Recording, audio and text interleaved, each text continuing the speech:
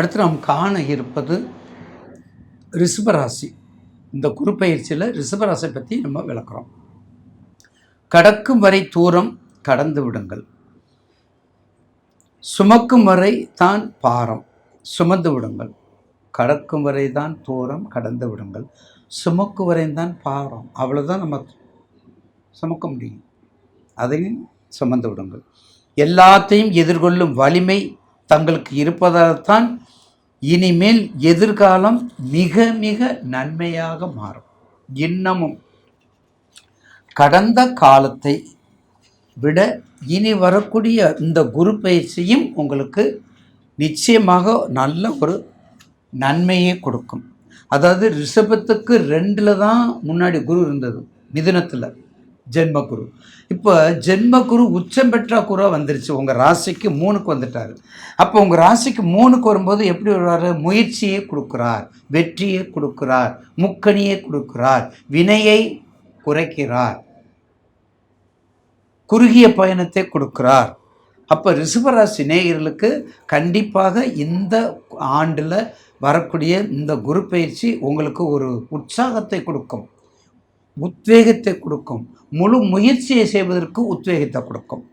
உங்கள் ராசிக்கு 2ல் புதன் சுக்கிரன் நல்லா இருக்காங்க, வாழ்த்துக்கள். புதன் சுக்கிரன் 2 கிரகமும் ஒரு மனிதனுக்கு, ஒரு ராசிக்கு, ஒரு லக்கணத்துக்கு நான் நிறைய நேயர்கள் சொல்லியிருக்கிறேன்.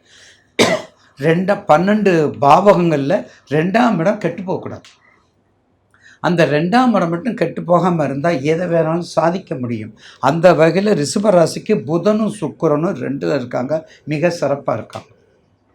அப்போ 2ல் இருக்கும்போது நட்பு கிரகம் 2 பேரும் மகாவிஷ்ணு மகாலட்சுமி யோகத்தோடு இருக்காங்க. அப்போ உங்கள் ராசிக்கு 3ல் குரு உச்சம் பெறுகிறார். அப்போ 3ல் உச்சம் இருந்தால் முயற்சி, எந்த முயற்சியும் வெற்றியை கொடுக்கக்கூடியது. அதுக்காகத்தான் அது வெற்றி ஸ்தானம், அதுக்கு பேர் வெற்றி ஸ்தானம். 2ல் இருந்தால் தனஸ்தானம், 3ல் இருந்தால் வெற்றி ஸ்தானம், 4ல் இருந்தால் சுகஸ்தானம், 5ல் இருந்தால் கர்மாதிபதி பஞ்சமஸ்தானம், 6ல் இருந்தால் ருணம் ஸ்தானம், 7ல் இருந்தால் கலஸ்திரஸ்தானம், 8ல் இருந்தால் அட்டமாதிபதி ஸ்தானம், 9ல் இருந்தால் பாக்கியஸ்தானம், 10ல் இருந்தால் கர்மாதிபதி ஸ்தானம், 11ல் இருந்தால் லாபாதிபதி ஸ்தானம், 12ல் இருந்தால் அயனசயனம். வேறு சிதம்பர ரகசியம் ஐயாட்ட இல்லை, தெரிஞ்சுக்கங்க நேயர்.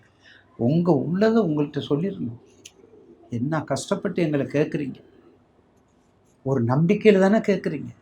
முகத்தை பார்க்குறீங்களா, எங்களை பார்க்குறீங்களா, ஏதோ பேச்சை கேட்குறீங்க, யூடியூப்பில் கேட்குறீங்க. ஒரு நம்பிக்கை வரணும். அந்த நம்பிக்கைக்கு தகுந்தவாறு எலிஜிபிலிட்டியாக நான் இருக்கணும், அதுதான் முக்கியம். அதுக்கு நான் ரிஜிஸ்டர் ஆகணும், உங்ககிட்ட மனசில் ரிஜிஸ்டர் ஆகணும்.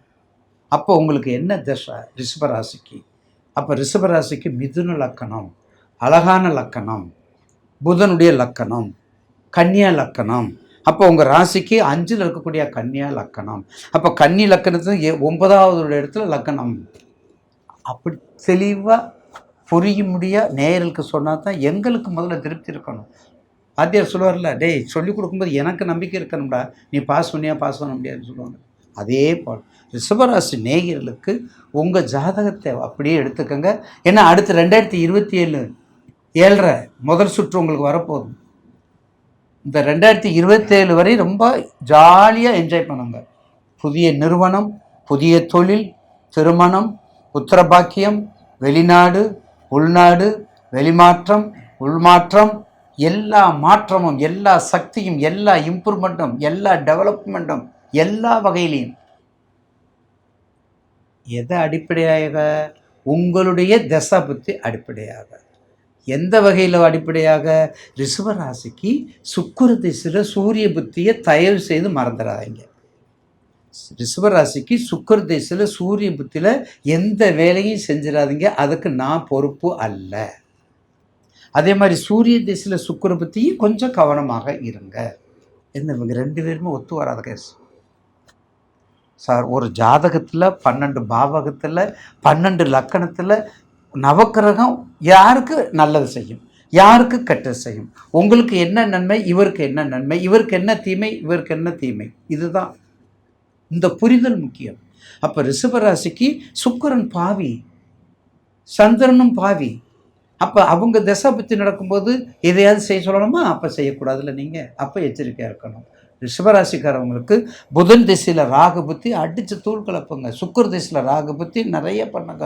புதன் திசையில் சனி புத்தி நல்லா டெவலப் பண்ணுங்க, நல்லா டெவலப் பண்ணுங்க. என்னென்ன இருக்குதோ எல்லாமே இந்த 2027 எல்லாமே பயன்படுத்தி கொள்வது சால சிறந்தது. ஏன்னா அடுத்து 7 காத்துக்கிட்டு இருக்குது, உங்களுக்கு வர காத்துட்டு இருக்குது. அதுக்குள்ளாக ஒரு மனிதனுக்கு நாள் செய்யாதை நல்லவன் செய்ய மாட்டான் என்பதை மனதில் பதித்து கொண்டு ரிஷபராசி நேயர்களுக்கு மிக அற்புதமான நேரம் இந்த நேரம். எதை சாட்சா வைக்கணும்? உங்களுடைய தசாபத்தை மட்டும் கவனமாக பார்த்துக்கிட்டு செய்தால் வெற்றி மேல் வெற்றி உங்களுக்கு உண்டாகும் என்பதில் மாற்று கருத்து இல்லை. கிருத்திகை நட்சத்திரம், பரணி நட்சத்திரம், ரோகிணி, கிருத்திகை, ரோகிணி, மிருகசீரிஷம். கிருத்திகை கவலையே படாதீங்க. எந்த மாதிரி இப்போ ரிஷபராசிக்கு உங்களுக்கு எல்லாம் சொல்லியாச்சு. அப்போ ரிஷபராசிக்கு பாருங்கள், 7ஆம் இடத்துல 5ஆம் பார்வை பார்க்குறப்பாங்க. ரிஷபராசிக்கு 7ஆம் இடம் எப்படிப்பட்ட இடம்? திருமணத்துக்குரிய இடம். 7ஆம் இடம் எதுக்குரிய இடம்? நண்பர்களுக்குரிய இடம். 7ஆம் இடம் எதுக்குரிய இடம்? பார்ட்னர்ஷிப்புடைய பலன், அதனுடைய பொருளாதாரத்தை பங்கு போட்டுக்கிறது, பங்குதாரர்கள் வெற்றியை கொடுக்கக்கூடிய இடம். அதனால தான் 7ஆம் இடத்தை 5ஆம் பார்வை பார்க்குறார். அப்போ குழந்தையை கொடுப்பார், அறிவை கொடுப்பார். குழந்தைகள் நல்லா படிக்குங்க. 5ஆம் பார்வைங்கிறது நல்ல படிப்புக்கு சம்மந்தப்பட்டது, பூர்வ புண்ணியத்துக்கு சம்மந்தப்பட்டது, குலதெய்வத்தை வணங்கக்கூடியது. அதே போல் 9ஆம் இடத்தை 7ஆம் பார்வை, இது மிக மிக சிறப்பு. ரிஷபராசி பாருங்கள், பயன்படுத்திக்கங்க. 9ஆம் இடத்தை 7ஆம் பார்வை பார்க்குறாரு. 9ஆம் இடங்கிறதே தந்தைக்கு உரிய இடம், 9ஆம் இடங்கிறதே பாக்கியத்துக்கு உரிய இடம். அதை யார் பார்க்குற? 7ஆம் பார்வை பார்க்குறாங்க. அப்போ 7ங்கிறது என்னது? சப்போர்ட். 7ங்கிறது நண்பர்கள். அப்போ எல்லா வகையான நண்பர்களும் உங்களுக்கு சப்போர்ட் பண்ணி ஆகணும். அதுக்காக உங்களுக்கு தனுசு ராசி சப்போர்ட் பண்ணாது, அதையும் தெரிஞ்சுக்குங்க. அதுக்காக உங்களுக்கு மீன ராசி சப்போர்ட் பண்ணாது. உங்களுக்கு சப்போர்ட் பண்ணதில் மிதுனம், கன்னி, மகரம், கும்பம், ரிஷபம், துலாம் எல்லாம் உங்களுக்குரியது. அந்த சப்போர்ட்டை விட்டுறாதீங்க. அடுத்தது 11ஆம் இடத்தை 9ஆம் பார்வை, அற்புதமான ராசி. ராசி இல்லை, நேரம். நேயர்களுக்கு ரிஷபராசிக்குரிய நேரம். 11ஆம் இடத்தை 9ஆம் பார்வை, 10ல் சம்பாரித்து நீங்கள் ஸ்டோரேஜ் பண்ணி வச்சுருக்கீங்க. 11ஆம் இடத்துல லாபாதிபதியே 9ஆம் பார்வை பார்க்குறாரு. உங்கள் அப்பா அந்த காலத்தில் கஷ்டப்பட்டு சம்பாரிச்சிருப்பாங்க. அப்பா அந்த காலத்தில் ரொம்ப கஷ்டப்பட்டு சம்பாதிச்சிருப்பாங்க இல்லையா? அந்த சம்பாதிச்ச ரூபாயை இப்போ நீங்கள் செலவழிக்க போகிறீங்க.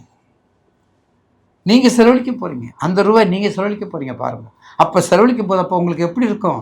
மனசுக்கு திடமாக இருக்கும், தில்லாக இருக்கும், மனப்பூர்வமாக செலவழிப்பீங்க.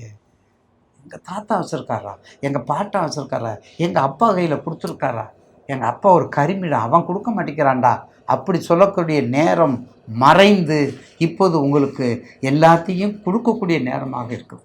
அதனால் ரிஷபராசி நேயருக்கு புரிஞ்சுக்கங்க.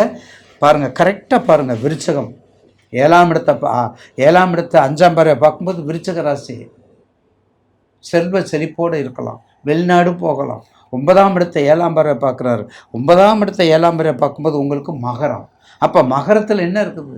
எல்லா தொழிலும் இருக்குது, என்ன வேணாலும் செய்யலாம். ரிஷபராசிக்காரங்களுக்கு இனிப்பு சம்மந்தப்பட்டது, டேக்ஸல் சம்மந்தப்பட்டது, வெளிநாடு சம்மந்தப்பட்டது, டேக்ஸ் சம்மந்தப்பட்டது, வண்டி சம்மந்தப்பட்டது, வாகனம் சம்மந்தப்பட்டது, பெண்கள் சம்மந்தப்பட்ட அனைத்தும், மீடியாக்கள் சம்மந்தப்பட்ட அனைத்தும், எல்லா வகைக்கும், ஏஜென்ட் சம்மந்தப்பட்டது, எலக்ட்ரானிக் சம்மந்தப்பட்டது, ஹார்டேப் எலக்ட்ரானிக்ஸ் தானே, எல்லா சம்மந்தப்பட்டது செய்யுது.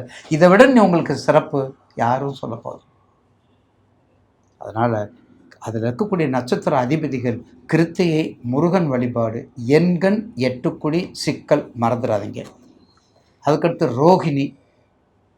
ரோகிணி பெருமாள் எம்பெருமான் தாயாருக்கும் தங்கைக்கும் அண்ணனுக்குரிய நட்சத்திரம். அதனால் ரோகிணியும் சிறப்பாக, ரங்கநாதரையும் அகிலாண்டேஸ்வரியும் பாதம் பணிஞ்சு வணங்குங்க.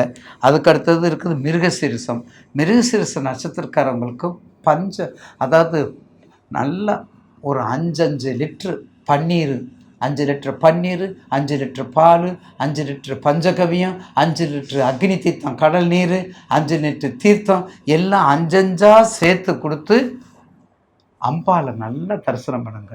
வாராய்க்கு நல்லா குளிக்க வைங்க. இந்த வெயில் நேரத்தில் வாராய்க்கு நல்ல அபிஷேகம் பண்ணுங்க. மனங்குளிர உங்களை உயரச் செய்வாய் என்பதில் மாற்று கருத்து அல்ல.